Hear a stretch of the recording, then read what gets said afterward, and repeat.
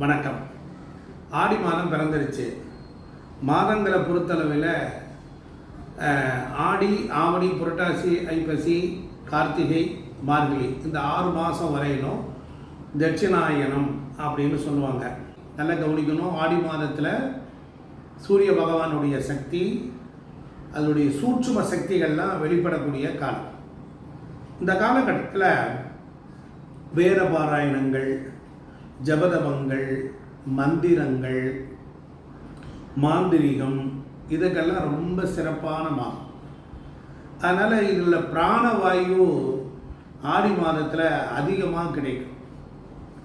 ஆடி மாதத்தில் தான் ஜீவ ஆதார சக்தி அதிகம் உள்ள மாதமாகவும் இது கருதப்படுது.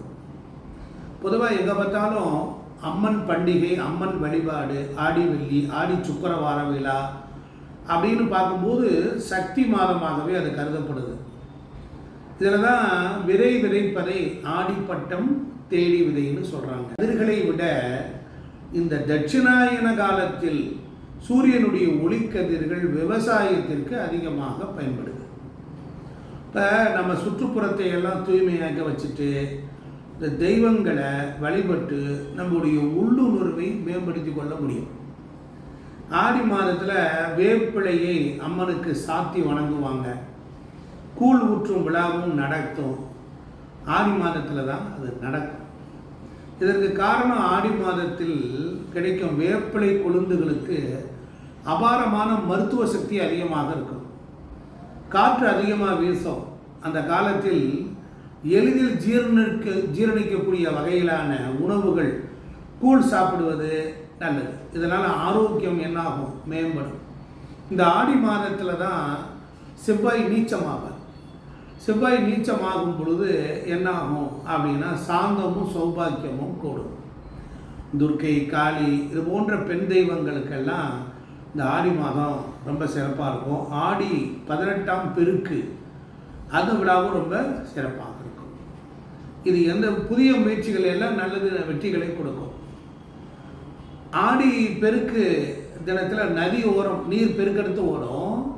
அந்த கரையோரத்தில் இருக்கக்கூடிய கோவில்களில் பெண்கள் கன்னி பூஜை செய்து வழிபடுவாங்க. சுமங்கலி பெண்கள் வழிபாடு செய்வாங்க. இப்படி செய்கின்ற பொழுது நமக்கு எப்படி இருக்கும்? கணவனாருக்கு நீண்ட ஆயுள் கிடைக்கும். இந்த ஆடி பூரம் அம்பாள் பெரிய மனுஷியான நாள், அம்பாள் பெரியவளான நாள். அதனால் கேரளாவிலையும் தமிழகத்தில் காஞ்சி காமாட்சி அம்மன் கோவில்லையும் வெகு சிறப்பாக நடக்கும். நேயர்களே, ஆடி மாதத்தை பற்றி உங்களுக்கு தெரிஞ்சிருந்தாலும் ஒரு சில விஷயங்கள் பயனுள்ள விஷயம்.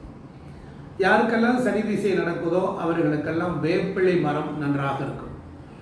பொதுவாக ஜாதகத்தில் செவ்வாய் கெட்டு போனவர்கள் அவர்கள் வேப்பம் மரத்திற்கு துவரை தானியத்தை ஊற வைத்த நீரை கொண்டு போய் விட அவர்கள் வாழ்க்கை நன்றாக இருக்கும்.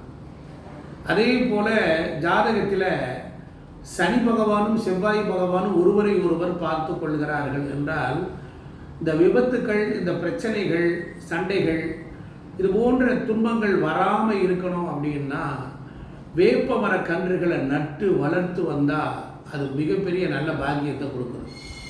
இந்த மாதிரி உங்களுக்கு ஒரு அற்புதமான விஷயத்தை நான் இந்த இடத்துல சொல்லியிருக்கிறேன்.